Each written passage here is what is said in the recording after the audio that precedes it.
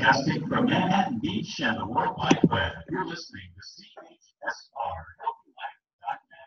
As a service to our listeners, this program is for general information and entertainment. This is all CHSR.net. And personal objective views, thoughts, comments, successful show hosts, or their guests. We suggest always consult with your own personal and financial advice.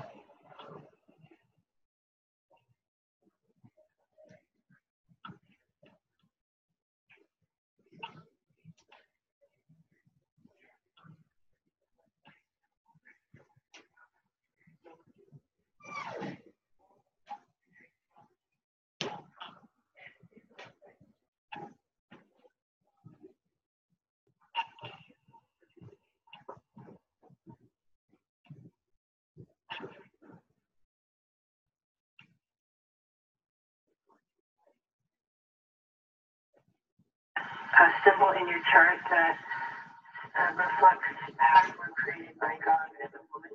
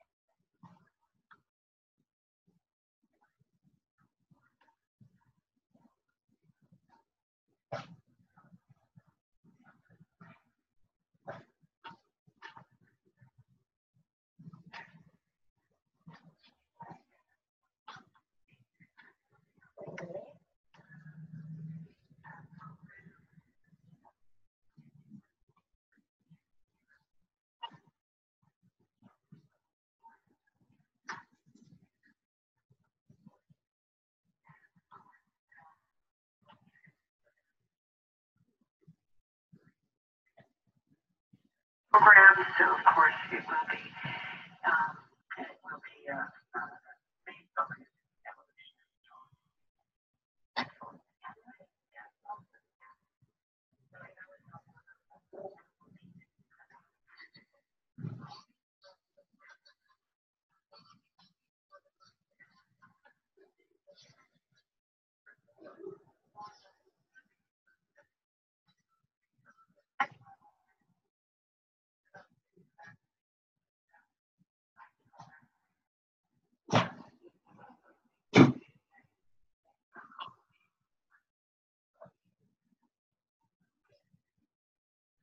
here to shed a light on what's coming this next month for you all, And so looking forward to doing that. Rose and I both write columns. We write weekly forecasts. Rose also writes a monthly forecast. So if you don't know about that, you can check out her forecast at rosemarcus.com.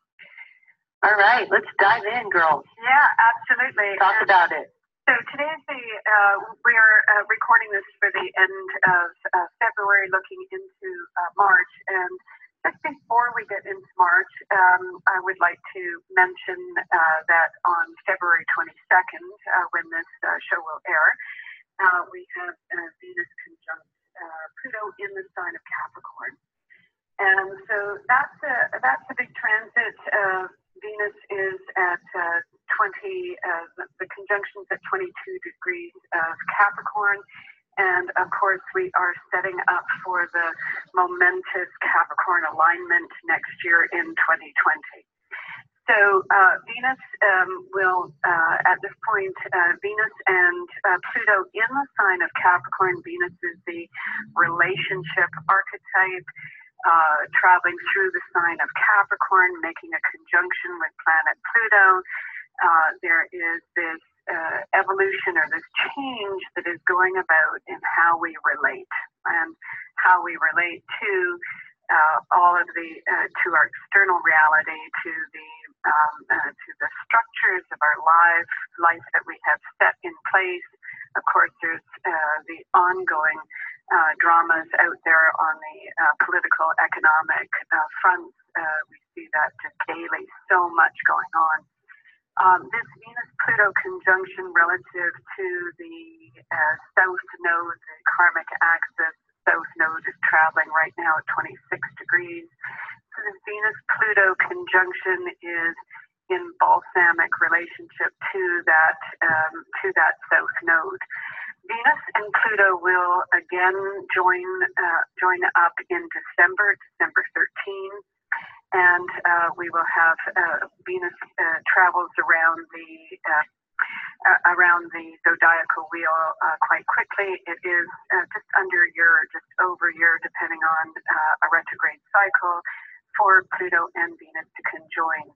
So we have a whole year now of culminating, bringing Capricorn features to a culminating point, and that's in your personal life. It is how you are structuring your life. It is about the realities that you're facing. It's about your relationship to your priorities and your responsibilities, how you are setting up what your essential needs are in moving forward from here. So there's really two things happen when we have a full circle on two planets coming together. Venus and Pluto, very important. We are, again, finishing off a long chapter and also seeding for next. And we have 2019 and 2020 as I say, cutting the ribbon on ground zero of a whole new reality base. So it's in the works. It's been in the works over this past year. And you may feel that sense of a real shift occurring in the way that you are judging anything in terms of what your necessities are, what your priorities are, what your rules are, what your limits are, and so forth. Do you agree with me there, Kristin? Yeah, definitely. Yeah, big time, right? So it's quite big. And at the same time, we have Mercury squaring Jupiter. And you know what's going on right now? There's so many things in the news, but the summit has just begun. The Catholic summit has just begun, right? And that's one indicator of this Venus-Pluto's changing relationship to external authority, right? You know, the authority of the church, for one, right? Very interesting on this Mercury square Jupiter day as well too. Mercury is a big thing to talk about in the month of March. It is traveling through the sign of Pisces. One thing that Pisces and that Mercury Pisces aspect rules is, of course, religion, and that Venus-Pluto, that established religion. So we're at a critical mass point here, and at some kind of great shift. again, Capricorn is about accountability, and there's Mercury-Jupiter transit about transparency. We've got that all wrapped up, and we're seeing that from many, many different perspectives. Mercury entered Pisces a couple of weeks ago in the middle of February. That was the 10th of February, and will continue till April 16th. And March 5th to the 28th, we have Mercury Retrograde.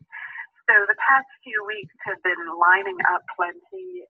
At the start of this week, on the 18th of February, we had Chiron moving into Aries on the heels of a super full moon. On the 19th, we've been setting up for all the work that we're going to do in the month of March. Yes, we have. It has been building. And building, and a lot of people already, as you mentioned, are calling me and asking me about all this Capricorn energy and what's it going to be, and how do I deal with this, and what can I expect, and we are in this period of preparation. Everything conjuncts, several planets conjunct in January of 2020, but Saturn is approaching Pluto and bridging that gap now, balsamic to Pluto. Definitely feeling that in our country, around the world, of course, with not just the religious piece that you're speaking about, but all the nationalism that's going on, and the white supremacy strong in this country. But there will be a blowback, and there's already been a blowback with a lot of women standing up and speaking out on behalf of the little guy. And it doesn't matter what side you're on, really. We're going to be experiencing this extreme power plays between gender, race, and some people strong arming others. We can already see that big time here. So there's been a really interesting political drama going on in Canada here, and Chiron has just moved into Aries as well too. This is the wounded masculine energy and the wounded yang energy, and the wounded healer, and there's just so much here. Chiron in Aries. It's a really it's a lengthy transit.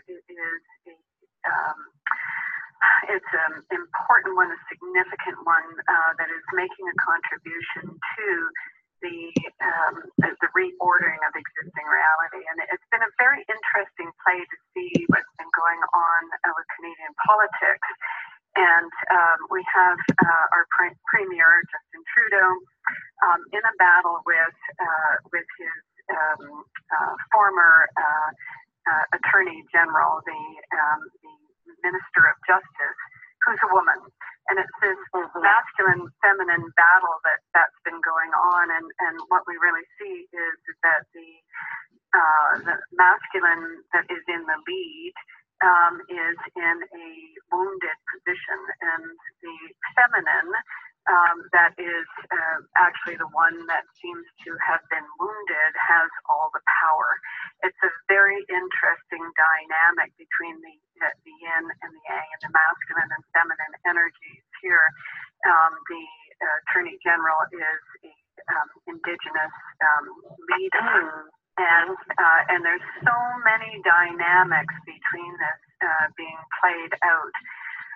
And it is just a very, very interesting demonstration of Chiron in Aries, and how we are so enmeshed in the projected reality, and along with the Mercury in Pisces and the Jupiter Neptune transit that is a larger picture of all of this. What is fact and fiction? What is true? And what version of the truth are we going to take and run with now? It's a very interesting program between what I've been seeing with this whole play out here is the woundedness, the lack of strong leadership on terms of the Prime Minister, And for the feminine as well, too, for Jody Raybould Wilson, who's a very dynamic, she's an Aries lady. She's a very strong, very highly principled, very respected individual. But I also see that that she is needing to be extremely careful in how she presents herself, that she is, being projected on as being victimized and shortchanged and so forth. But she also has to walk a very fine line, because in terms of her exerting her power, she has the potential to shoot herself in the foot as well too.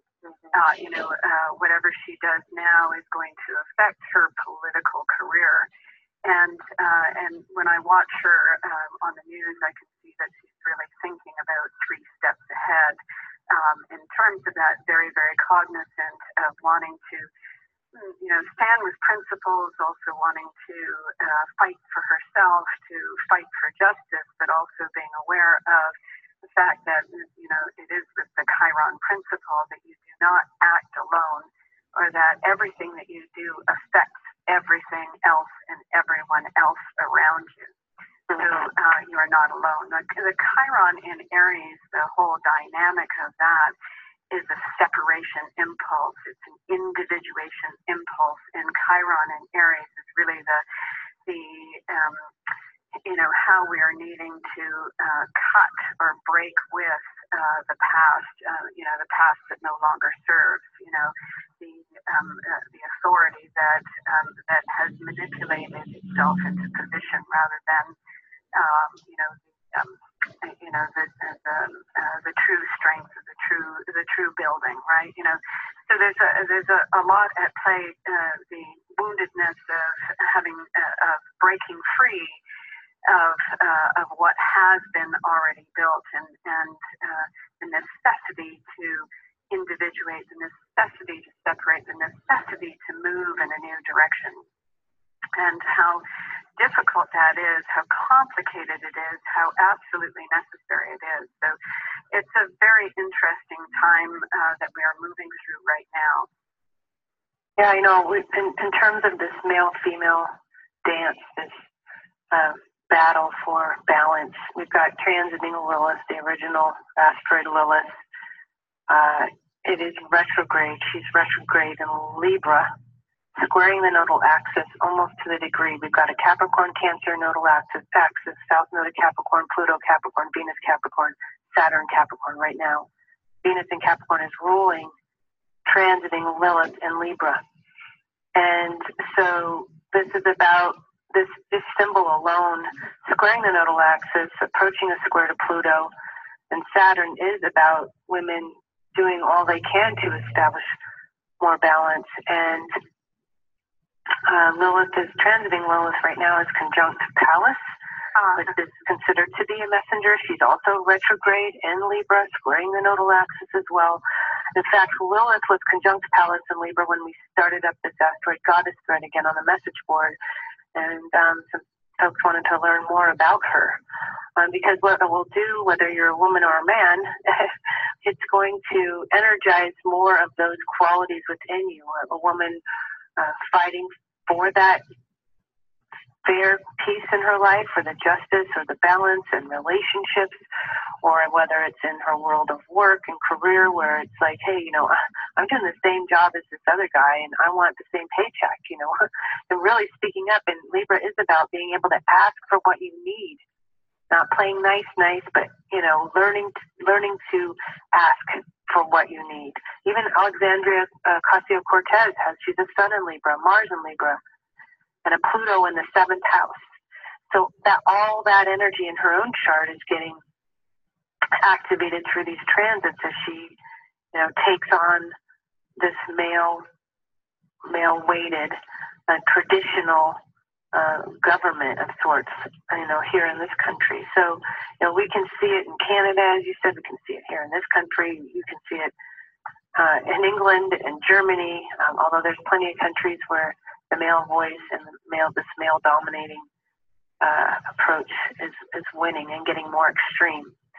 lastly, but too, to remember that it does take an extreme to counteract an extreme. So sometimes things have to get so crazy as they are in this country here, and so outlandish, really, and it's, you know, God forbid, becoming the norm in places. But it does take that kind of extreme to wake people up, to shock them into normalcy, or to need that balance back in order to function and breathe and survive. So those transits are also occurring at the same time. It's very interesting, and Venus is going to be crossing those degrees just as we head into the beginning of March, right? Mm-hmm. Right. You know, so that's it's all very, very triggered. I just wondered, you know, there's been 2 stories as of the past couple of days, and wondered what you would say about that regarding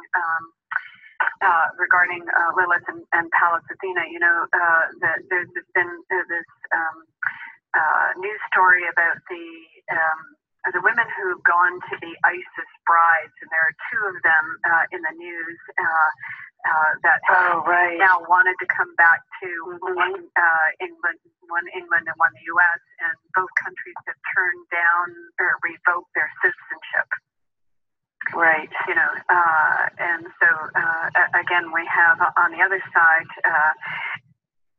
the distorted feminine of following the Capricorn fundamentalist and so on, and how that's now. You know, what would you say about that? Well, of course, you know, I'm all about giving people second chances, of course, but what I do have to say is that, you know, these are choices these souls made, and that's their karma for it. And so I think it's going to plant a really serious seed in their soul, you know, even if, you know, when we come back to this world and the veil goes up and we don't remember everything, these choices will resonate deeply within them. And so, you know, they were playing that Libra archetype, right, to be the wife of somebody from ISIS, and you know, that was the price that they're paying now. This is unfortunate, but that's how I feel about it. Chiron and Aries, right? Yeah, Chiron and hammer. Right. Like hammer time for them. Hammer time for their soul. Yeah, absolutely. You know, absolutely. An absolute breakdown and reorganization of, you know, our everything that we've lived with over the past 2,500 years. This age, right? You know, we're bringing a whole age to culmination. And we have Neptune in Pisces right now. We have that Jupiter, Neptune, and we have Mercury in Pisces. Pisces is the signature for the collective attunement, and you know, how we are all resonating with the ideals that have established our societies and our moral codes, you know, all that kind of stuff, and how that is now in an ending format for us. It's now time to relinquish all that we've been living with and come back to that natural state, natural way of living on this planet and with each other. So it takes an extreme to counteract an extreme. That's what they're going through, these women. And it's the karma for being submissive to a man, the distorted expression of that little archetype. So anyway, we got to move to a break. We'll be right back.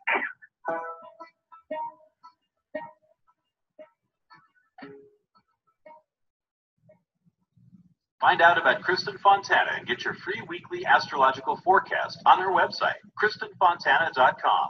Read articles written by the founder of Evolutionary Astrology, Jeffrey Wolf Green. Evolutionary Astrology is a spiritual perspective astrology from Pluto's point of view, and what a view it is. You can even order a detailed, personalized chart that tells you about your past, present, and future. You'll also discover where and when Kristin's upcoming conferences, workshops, and appearances will be on KristinFontana.com. That's KRISTIN Fontana.com. HealthyLife.net, the positive radio network.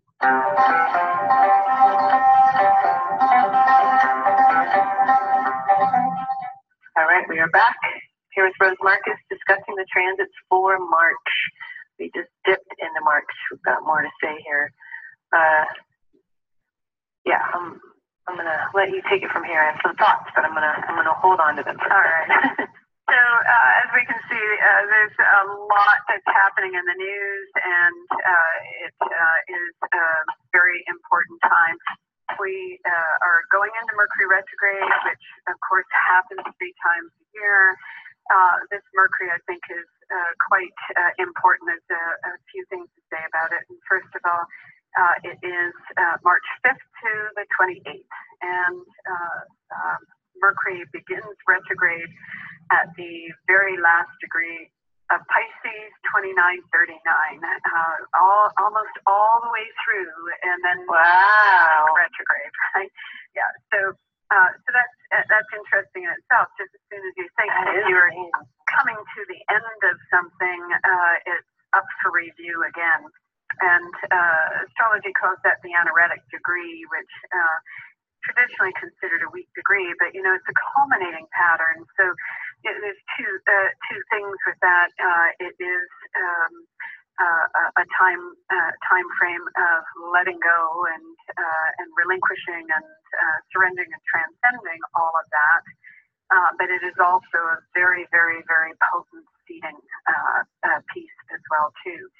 And the really interesting thing about how this retrograde goes, and as I said, we're already in the shadow of that Mercury retrograde. We entered into the shadow period, crossing the degrees that it will cover when it's retrograde on February 18th, the day that Chiron moved into Aries. So that's interesting as well too. Chiron's the messenger, Mercury's the messenger. Some information there to go back, pick up your missing keys. Mercury goes retrograde on the 5th. On the 6th, there is a new moon, and it is in the sign of Pisces. That new moon is conjunct Neptune, which is kind of a double statement on Pisces influence. It's all about the potential. It's all about what's unrealized as of yet. It's all about the ideals and the projected expectations, and about your ultimates, about your ultimate everything. Also, on that new moon, Uranus moves into Taurus. So that is a major to-do. Uranus in Taurus is a 7-year transit. That's a biggie. Uranus takes 84 years to go around the circle once. So it's moving into Taurus. We had a little taster of Uranus in Taurus last year, from May 15 through until the U.S. by-election there on November 6th. So we've had a little taster of it. Now Uranus is there for the next 7 years. So Uranus, breakthrough planet. We have Mercury stationing retrograde. We have all the usual Mercury retrograde things that that everyone knows. All the Murphy's Law things that I always say. But I think that this is very, very interesting with this cluster that takes place right here. Mercury retrograde in Pisces at the anaretic degree, the 29 degrees. Uranus moving into Taurus on the new moon, which is in Pisces, which is conjunct Neptune. And the new moon, Taurus, ruled by Venus, and Venus's higher octave is Neptune. So Pisces, Neptune and Taurus are a combination, right?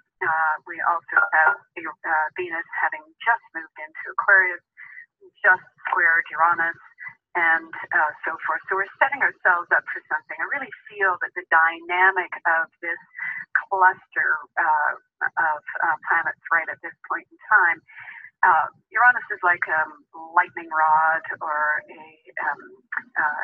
the great awakener, and it has the opportunity to cut through. These aspects here, I think, are really very strong in helping you to pick up a missing key, something that is precious and essential for you, and that can be in terms of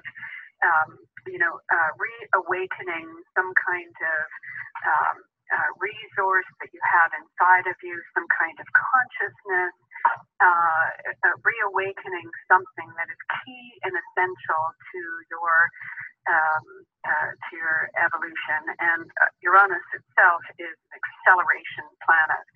So Neptune, the Neptune new moon, or Pisces new moon with Neptune conjunct with Mercury in Pisces turning retrograde. This is an exposing or revealing, uncovering, allowing you access to something that you have kept in the treasure chest and that you are now going to bring back out because it is timely for you to be reviewing it, to be examining it, whether that is to go back over some piece of unfinished business that is, housed. Uranus is a cellular memory archetype, to draw from your inner memory pool of something that you slated for now needs to be re-examined so that you can be liberated from it, or whether it is a missing key that you can take, like the missing puzzle piece, to just drop into place. It's going to explain you to you, or explain everything to you, help you to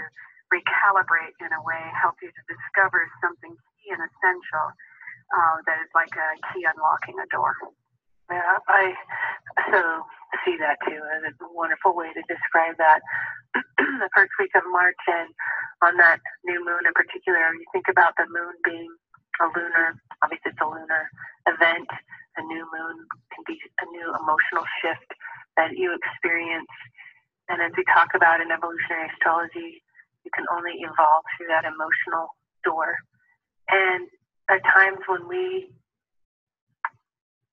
release something emotionally, or we understand it through this Uranian phenomena, changing our orientation to something, or heal an emotion with all the Pisces, 29-degree Pisces, Mercury retrograde there, and a new moon in Pisces, sort of take a higher look at something. Just the emotional shift alone, like what that does in your physical body, how that allows you, how that Uranian component can serve as a catalyst for you to move forward.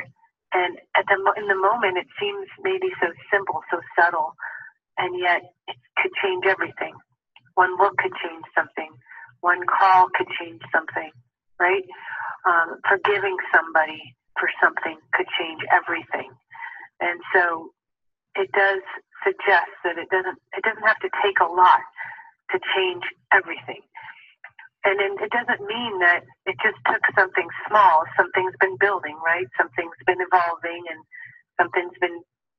you've been over something or sitting with something, and it's just taken until now. Although in the moment it can feel like it was one little thing that sort of, it's like the straw that broke the camel's back, right? Although it doesn't have to be something negative, it could be something suggestive in the new moon, something that represents a breakthrough for you. So yeah, that's going to be playing out in very unique ways for a lot of people, and positively than I'm feeling. Absolutely. And I think the thing is fear of the unknown is always where we trip ourselves up. And sometimes you just have to allow, if you would just take a moment to pause, one moment could change everything. As you said, one shift of perception, just a small increment could do so much for you. Absolutely. Yeah, I just had a client yesterday who lost her husband, and those words made her break down. She's a Capricorn, very reserved businesswoman, retired, and I said, asked her how she was doing, how she was feeling emotionally, and on the heels of everything, the long drawn-out illness, and she said, I have so much fear, and I could, her little Capricorn, could feel everything buckling inside of her, and she said, I'm so afraid of the unknown. It's such a Capricorn thing in general anyway, right? They want to be in control of how things go, and so we spent a lot of time talking about that, how to be with that. Everybody has the same experience.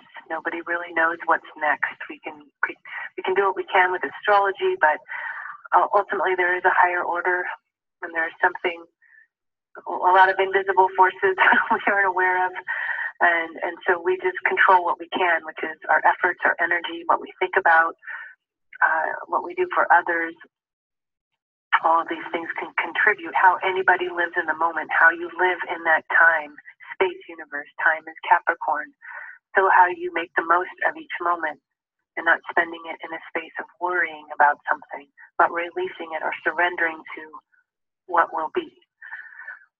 So anyway, we need to move to another break, and we'll be right back with Rose Marcus.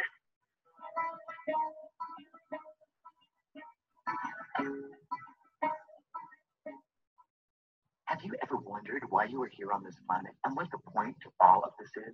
Evolutionary astrology is a natural science that allows for an understanding of the evolutionary journey of the soul from life to life. Evolutionary astrology provides a vehicle to understand prior life dynamics that have led to the reason and purpose for the life you live. It offers a depth of information and insights about each person that no other type of astrology can provide. As Jeffrey Wolfgreen, the founder of Evolutionary Astrology, says, For those who wish to unveil the depth of who you actually are, I would highly recommend that you seek out qualified evolutionary astrologers such as Kristin Fontana and other graduated students of the School of Evolutionary Astrology. For those who are considering becoming an astrologer and making a natural career, I'd recommend that you consider Jeffrey Wolfgreen's School of Evolutionary Astrology, where it will assist you in answering and your clients answering big questions. Why am I here? Thanks for listening. God bless. HealthyLife.net, where positive overcomes negative.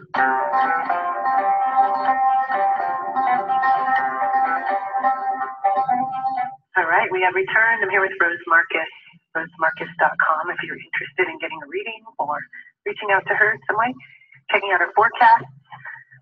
And we are discussing the transits from March 2019. Actually, the end of February, tail end, and into March. And all right, where do you want to take it from here? Well, just to talk about that Mercury retrograde cycle then, and to note that, again, Mercury retrograde is always, we always see its effect when it begins, and this one will be pretty dynamic because of Uranus moving into Taurus the day after, and so forth.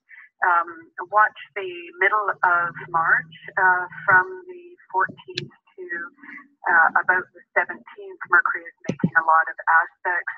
On the 14th of March, Mercury and the Sun will be at inferior conjunction, and that is the start of a new Mercury cycle. Mercury will have formed a square aspect to Jupiter on March 15th, and the retrograde ends on the 28th. Mercury and Jupiter will again form a conjunction on April 11th. From about the 24th of March through until about the 2nd or 3rd, about the 23rd of March to about April 3rd, Mercury will be retrograde and conjunct Neptune. So as it finishes its retrograde, it is in a conjunction with Neptune. And so that aspect holds that entire length of time. Again, Mercury is already in the sign of Pisces and connecting with Neptune. During the time that it does that, from about the 23rd to April 3rd, while Mercury is at 16 degrees of Pisces, that's where the retrograde will end. It is also in aspect to the south node of Uranus, which is in Sagittarius. And Neptune is holding in a pattern with the south node of Uranus while it's at 16 degrees as well, too. So we're going to see a pretty active Mercury retrograde cycle, I think.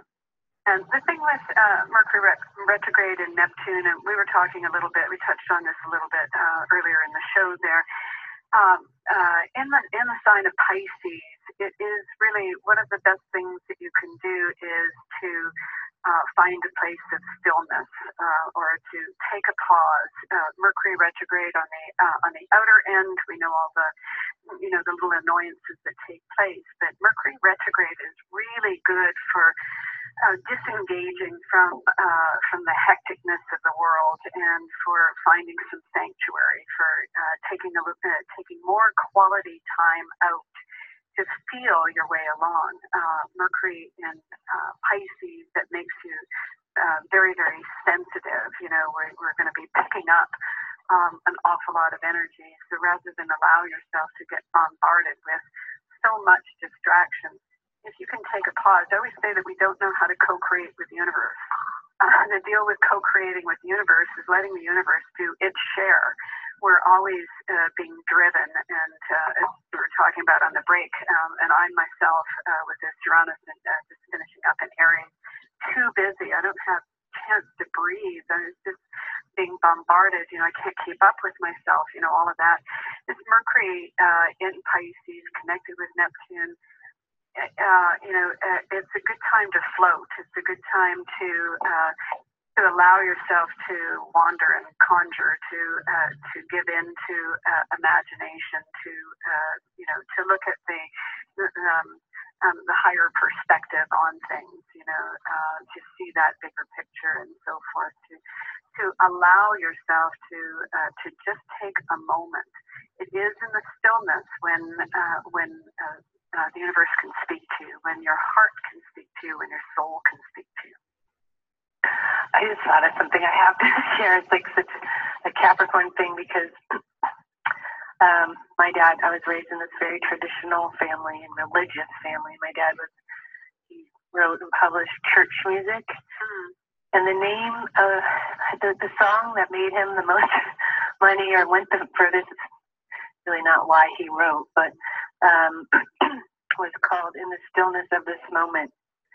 And the song was about, you know, obviously in traditional church and religion, you're not talking about meditation, but prayer.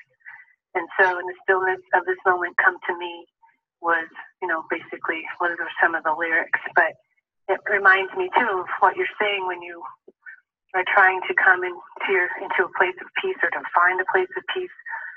It does require your inner space to be still, and to be still, and for you to create stillness around you, or that can't happen. You know, and also just today, I was reading on the message board. Helena was posting about Lilith and on one of our assignments, and was talking about how she lived in the city her whole life, and was just too much, and she finally moved to the country, and at times she still has to go back to the city in order to do this or that, and how stressful it was for her. And so she put on some music. She was referring to some things Dave and I had shared on a recent podcast about how music balances the body, right? It's a universal experience that we have. And so she was able to find that feeling of relief, or maybe not stillness, but as she spoke to groundedness, you know, through drumming, it's a Capricorn energy as well, bringing her back down to her root and allowing all the stress of where she had just been. Like when you're in a city, there's so much energy. And with all this Pisces energy coming and that we're moving into, you know, you are going to be hypersensitive to that kind of energy. So it's important to learn how to establish stillness within you, even in those places. But music being, we talked about Taurus, right? Venus, Uranus and Taurus, Venus being the lower octave too of Neptune, which rules Pisces. It is something that can allow you to find that place of stillness. And then that just opens, you know, all your doors to more. Absolutely, and that is absolutely a signature. You know, when you're so stressed out, you know, the dialogue is, you know, I can't stop, I can't relax, I can't stop my mind. You know, all those kinds of statements. But you know, when you put on a piece of music that is glorious to you, you absolutely cut out and you go there. Right? Movies and music, by the way, movies can do it for you as well too, to allow yourself to breathe in this way. You know, when the going gets too much, to find things that pull you out of the time-space continuum, as I say. You know, to allow yourself to engage in a different way is such brilliant healing. It is such brilliant healing. Music heals the soul. Right? It does. Absolutely. It does. It's a thing to remember. And just on the Mercury and Neptune the month ahead, it's an exposing influence. Here in Vancouver, where I live, we have a measles outbreak. Really? Neptune is immune system. Mercury in Pisces retrograde. This is going to be, it's already in, even before it gets to the retrograde, it is creating vulnerability and we have to protect the immune system. So again, Mercury, one thing that Mercury retrograde does is affect the health. And so by all means, focus on your vitamins and do take good care of the body as well as the soul. Yeah, there's a lot of mutated viruses going on now. With all this global warming too, it really does affect ultimately all of our immune systems and our ability to fight things off. So very important to kind of go the extra mile on that front. We'll be right back after the break.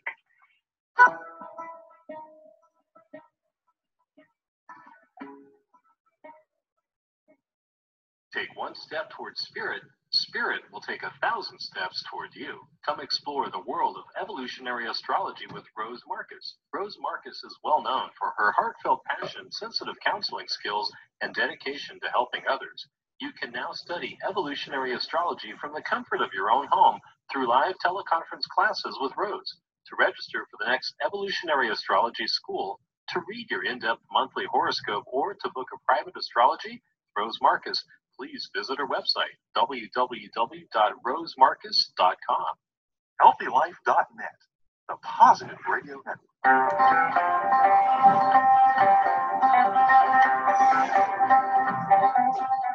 All right, we are back. I'm here with Rose Marcus for our last segment, the transit show, March 2019. And just want to let you all know we will be back around this time every month to offer insight into the period of time, the next 30 days or so in front of us. So, all right, what's next? Just a little talk on Uranus moving into Taurus. And while we've got all this Pisces influence of Mercury retrograde in Pisces and, aligned with Neptune at the end of the retrograde cycle and so on, it really is allowing for something new to come in. And this is happening while Uranus moves into Taurus. So if you felt some of that energy last year, in the middle of the year, we get the full meal deal now. And, we were just talking off break with Jay, our producer here, and, on his, new sources coming his way too. Uranus in Taurus, can bring new income sources, new creative ventures. Uranus in Taurus is all about new net worth and self-worth, right? So it's everything about cracking the code on what has value and meaning to you, and about taking yourself in some kind of new direction. So Uranus in Taurus, of course, we see that there is it's an acceleration archetype. We see the acceleration of changes out there in terms of our social values and our economic values and so on. Uranus in Taurus gives great creative potential. So if there has been, if you have been struggling or, fighting your way through the brown paper bag, as I always say, the transits for the month of March are helping you to make those breakthroughs. And I think that anyone who has been limited or dealing with things like addictions or so forth, that some of the transits for the month ahead are allowing for a new consciousness to come in and for new priorities to come in, and a new way to ground all of the information of the experiencing that you have had over the past number of years, especially while Uranus has been in the sign of Aries. We have Chiron, replacing Uranus in the sign of Aries while Uranus moves into Taurus. And we're still working through the dynamics of accelerating action response mechanisms, right? So this is as we move forward, Uranus and Taurus is bringing, it's all about survival. It's all about what the fertile land is for you to situate yourself in. It's all about figuring out what is sustainable for you. Uranus and Taurus, are you surviving? Where is it that you might be able to thrive instead of survive? Again, that requires some relinquishing, again, some letting go. And we always have a hard time letting go. So this month is an opportunity when we really get to examine what is in our highest and best interest. And again, Uranus is going to be with us for a while. We already have Mars in Taurus anyway. And this is helping to ground the new reality for sure. Uranus and Taurus, we all know this, survival on the planet, it's a big deal. The survivability of the things that no longer serve, they've got to be jettisoned. Time to let them go. Uranus and Taurus is accelerating a new reality for all of us. And the sooner we get with the program, I've just seen this switch since Uranus was squaring the nose back there in November. And I've just seen this, as you were talking about that small increment, the small increment now that you hear the message out there that, we have to be on board with, with climate change and new initiatives there, and we see that it's just starting to filter into the collective. Uranus is the zeitgeist planet of the moment, it's our contemporary, values. And we are in a state of accelerated change. What is the value and meaning to you now? What is it value and meaning to you? It's all been on a breakdown process over the past number of years that Uranus has been in the sign of Aries. Now, Chiron in Aries is asking you to be a warrior and to move a little bit faster through the paces, so that the faster we get on to more solid ground, the better for all of us, right? Yeah, one thing to consider, would you rather be in charge of your choices, or would you rather the universe, shock you into the change and in charge of the timing of them? This is all this Capricorn stuff about, your future, how you're spending your time, what does the next chunk of time look like, and how are you going to create a structure in your life to support where it is that you're headed. And with Uranus and Taurus, it does reflect the need to innovate, to liberate, to change the old ways and rebirth yourself into the new ways. And so, long term, of course, Uranus will at some point trine Pluto. Gosh, will that not be though until they've shifted signs? It won't happen until they have shifted signs. But by the end of 2019, Jupiter moves into Capricorn in December, and I think it's December 17th going to be trining Uranus. So, and this is what I started to say at the beginning of the show. We have Venus, Pluto today, starting a new cycle that will take us to December 13. By December 17, we'll have Jupiter in Capricorn trine Uranus and Taurus.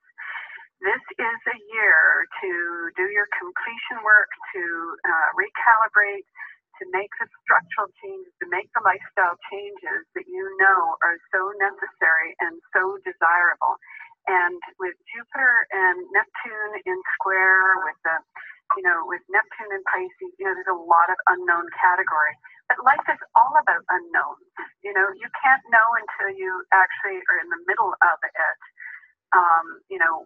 What it's going to do for you or where it's going to. So there's a certain amount of trust in the higher order of the universe and in the desires of your soul for your own evolution and for your own progress and for your own attainment. Your soul, our soul, desires for success, right? And so, if you will travel, hopefully. And all that is necessary, I think the main thing is to know what isn't working, to know what it is that would be better for you to let go of. Don't carry the baggage with you. If there's something that isn't working or isn't producing, that's a good place to start. Take a look at it and decide whether it's really necessary for you to be carrying it forward. in terms of moving forward into a new reality, Uranus in Taurus is a suggestion of, radical change could immediately solidify something. Totally. So, radical change, might not be the big risk that you think it is. It might be the perfect solution instead. Oh, yeah, exactly. We're creatures of habit. We think we can change something while we're in the process of it, but sometimes it takes something really radical to revamp it. And like a relationship that's dysfunctional, he's continuing to fall back on old patterns, and one of the people decides, that's it, I'm done, and finally really shocks the partner, and the partner just doesn't feel like they can live without that person. But the fact is, it's like it has to totally die and end, right? Involution must occur before evolution can happen. It doesn't mean those two souls will never be together again, but when there's certain relationship dynamics and patterns that have been going on for so long, it's sometimes it takes a total cleaving or separating and some time and some distance to say, this is somebody that I want to continue my life with. So, sometimes it might require some separation. I'm working with some clients now, and it's like devastating for one of them. But the other one has reached a limit, and yet I know they love each other so much. And it's about encouraging everyone individually,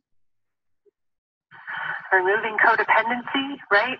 And to empower people to be who they are, independent of another person, and then to see what that person looks like to you, right? So there's a lot of that also going on. These time-bound things have reached the end of a limit, or they're like reached the end of a course, but it doesn't mean that a new pathway cannot be reborn. It's going to require that to be sustainable in some cases. I always say this too, when you sit on the fence, it is the most painful place that you can be.